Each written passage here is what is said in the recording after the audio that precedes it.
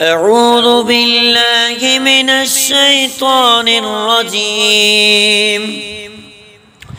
بسم الله الرحمن الرحيم. يا أيها المزمل قم الليل إلا قليلا نصفه وانقص منه قليلا أو زد عليه ورتل القرآن ترتيلا إلا سنلقي عليك قولا ثقيلا إن ناشية الليل هي أشد وطئا وأقوم قيلا إن لك في النهار سبحا طويلا واذكر اسم ربك وتبتل إليه تبتيلا رب المشرق والمغرب لا إله إلا هو فاتخذه وكيلا واصبر على ما يقولون واهجرهم هجرا جميلا وذرني والمكذبين أولي النعمة ومهلهم قليلا إن لدينا أنكالا وجحيما وطعاما ذا غصة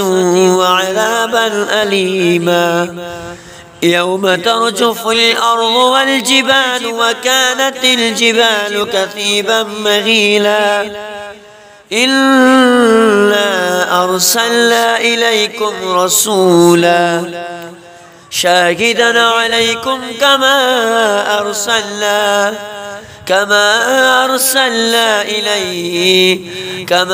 أرسلنا إلى فرعون رسولا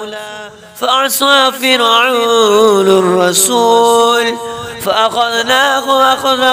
وبيلا فكيف تتقون إن كفرتم يوما يجعل الولدان شيبا السماء منفطر به كان وعده مفعولا إن هذه تذكرة فمن شاء اتخذ إلى ربه سبيلا إن ربك يعلم أنك تقوم أدنى من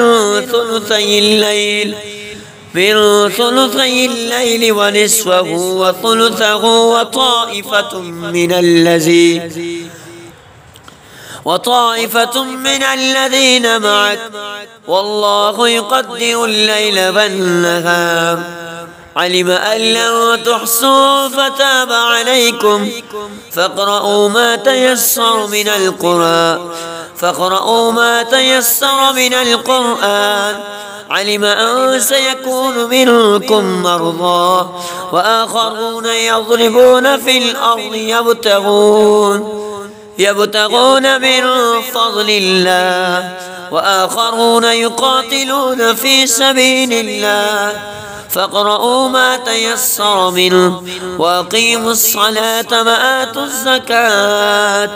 وآتوا الزكاة وأقرضوا الله قرضا حسنا وما تقدموا لأنفسكم من خير تجدوه عند الله هو خيرا وأعظم أجرا واستغفروا الله إن الله غفور رحيم صدق الله العظيم.